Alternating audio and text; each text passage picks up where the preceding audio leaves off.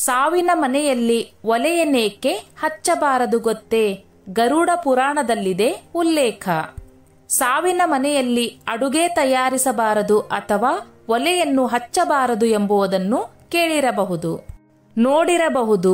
ಗರುಡ ಪುರಾಣದಲ್ಲೂ ಇದರ ಬಗ್ಗೆ ಉಲ್ಲೇಖಿಸಲಾಗಿದೆ. ಗರುಡ ಪುರಾಣದ ಪ್ರಕಾರ ಸಾವಿನ ಮನೆಯಲ್ಲಿ ಒಲೆಯನ್ನೇಕೆ ಹಚ್ಚಬಾರದು? ಇದಕ್ಕೆ ಮುಖ್ಯ ಕಾರಣವೇನು ಗೊತ್ತೇ? ಸನಾತನ ಧರ್ಮದಲ್ಲಿ ಹುಟ್ಟಿನಿಂದ ಸಾಯುವವರೆಗೆ 16 ಸಂಸ್ಕಾರಗಳಿವೆ. ಅದರಲ್ಲಿ ಅಂತಿಮ ಸಂಸ್ಕಾರಗಳು 16ನೇ ವಿಧಿಗಳಾಗಿವೆ.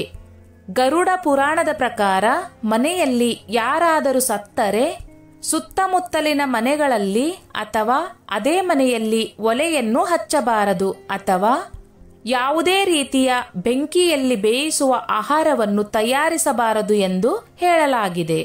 ಇದಕ್ಕೆ ಮುಖ್ಯ ಕಾರಣವೇನು ಗೊತ್ತೇ?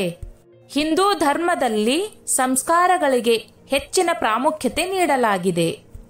ಅನೇಕ ವೇದಗಳಲ್ಲಿ ಮತ್ತು ಪುರಾಣಗಳಲ್ಲಿ ಅನೇಕ ವಿಧಗಳನ್ನು ಹೇಳಲಾಗಿದ್ದರೂ 16 ಸಂಸ್ಕಾರಗಳನ್ನು ಹೆಚ್ಚು ಪ್ರಮುಖವೆಂದು ಪರಿಗಣಿಸಲಾಗಿದೆ. ಅದರಲ್ಲಿ ಅಂತಿಮ ಸಂಸ್ಕಾರಗಳು 16ನೇ ವಿಧಿಗಳಾಗಿವೆ. ಮತ್ತೊಂದೆಡೆ ವೈಷ್ಣವ ಪಂಥದ ಮಹಾಪುರಾಣ ಗರುಡ ಪುರಾಣದಲ್ಲಿ ಹುಟ್ಟಿನಿಂದ ಸಾವಿನವರೆಗಿನ ಕಾರ್ಯಗಳ ಕುರಿತು ಹೇಳಲಾಗಿದೆ. ಅದೇ ಸಮಯದಲ್ಲಿ ಮನೆಯಲ್ಲಿ ಯಾರಾದರೂ ಸತ್ತ ನಂತರ ಗರುಡ ಪುರಾಣ ಕೇಳಲು ಹಿಂದೂ ಧರ್ಮದಲ್ಲಿ ಅವಕಾಶವನ್ನು ನೀಡಲಾಗಿದೆ. ಇದಲ್ಲದೆ ಒಬ್ಬರ ಮನೆಯಲ್ಲಿ ಒಬ್ಬ ಕುಟುಂಬದ ಸದಸ್ಯರು ಮರಣ ಹೊಂದಿದ ನಂತರ ಅವರ ಅಂತ್ಯಕ್ರಿಯೆಯನ್ನು ನೆರವೇರಿಸುವವರೆಗೆ ಆ ಮನೆಯ ಹೊರತಾಗಿ ನೆರೆಹೊರೆ ಅಥವಾ ಗ್ರಾಮದಲ್ಲಿ ಯಾವುದೇ ಶುಭ ಕಾರ್ಯಗಳನ್ನು ಮಾಡಲಾಗುವುದಿಲ್ಲ, ಒಲೆ ಉರಿಯುವುದಿಲ್ಲ ಎಂದು ಗರುಡ ಪುರಾಣದಲ್ಲಿ ಉಲ್ಲೇಖಿಸಲಾಗಿದೆ. ಹಾಗಾದರೆ ಇದರ ಹಿಂದಿನ ನಂಬಿಕೆ ಏನು ಎನ್ನುವುದನ್ನು ತಿಳಿದುಕೊಳ್ಳೋಣ. 1. ಗರುಡ ಪುರಾಣ ಪಠಿಸುವುದರಿಂದ ಆತ್ಮಕ್ಕೆ ಮೋಕ್ಷ ಸಿಗುತ್ತದೆ. ಕೇವಲ ಗರುಡ ಪುರಾಣ ಕೇಳುವ ಮೂಲಕ ಮೃತನ ಆತ್ಮಕ್ಕೆ ಶಾಂತಿ ಸಿಗುತ್ತದೆ ಮತ್ತು ಆತ ಹೇಗೆ ಮುಕ್ತಿಯ ಹಾದಿಯಲ್ಲಿ ನಡೆಯಬೇಕು ಎಂಬುದರ ಬಗ್ಗೆಯೂ ಮಾಹಿತಿ ಪಡೆಯುತ್ತಾನೆ. ಆತ್ಮವು ಭ್ರಮೆಯಿಂದ ಮುಕ್ತವಾಗುತ್ತದೆ ಮತ್ತು ಪ್ರಪಂಚದ ಎಲ್ಲಾ ವೇದನೆಗಳನ್ನು ಮರೆತು ಭಗವಂತನ ಹಾದಿಯಲ್ಲಿ ನಡೆದು ಪೂರ್ವಜನ್ಮಕ್ಕೆ ಹೋಗುತ್ತದೆ. ಅಂದರೆ ಮನುಷ್ಯ ಜನ್ಮಕ್ಕೆ ಹೋಗುತ್ತಾನೆ ವಿನಃ ಪ್ರೇತವಾಗಿ ಅಲೆದಾಡಬೇಕಾಗಿಲ್ಲ. ಸ್ವಯಂ ಜ್ಞಾನದ ಅಧ್ಯಯನವು ಗರುಡ ಪುರಾಣದ ಮುಖ್ಯ ಉದ್ದೇಶವಾಗಿದೆ. 2. ಆತ್ಮವು ಮುಕ್ತಿ ಪಡೆದಿರುವುದಿಲ್ಲ.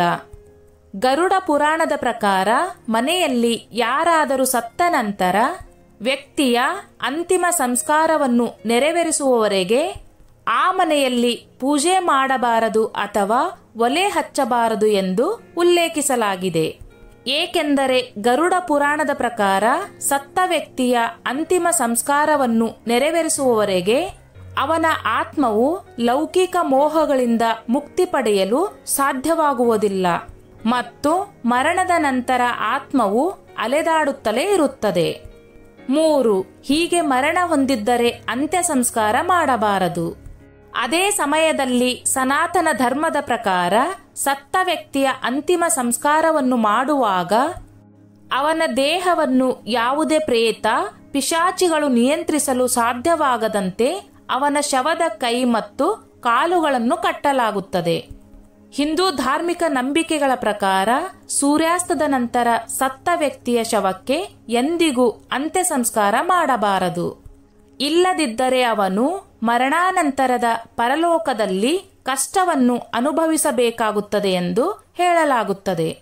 ಗರುಡ ಪುರಾಣದಲ್ಲಿ ಉಲ್ಲೇಖಿಸಿರುವ ಪ್ರಕಾರ ಓರ್ವ ವ್ಯಕ್ತಿಯ ಆತ್ಮವು ಮೋಕ್ಷವನ್ನು ಪಡೆದುಕೊಳ್ಳಬೇಕಾದರೆ ನಾವು ಮರಣದ ಸಮಯದಲ್ಲಿ ಮನೆಯಲ್ಲಿ ಒಲೆಯನ್ನು ಹಚ್ಚಬಾರದು ಎಂದು ಹೇಳಲಾಗುತ್ತದೆ.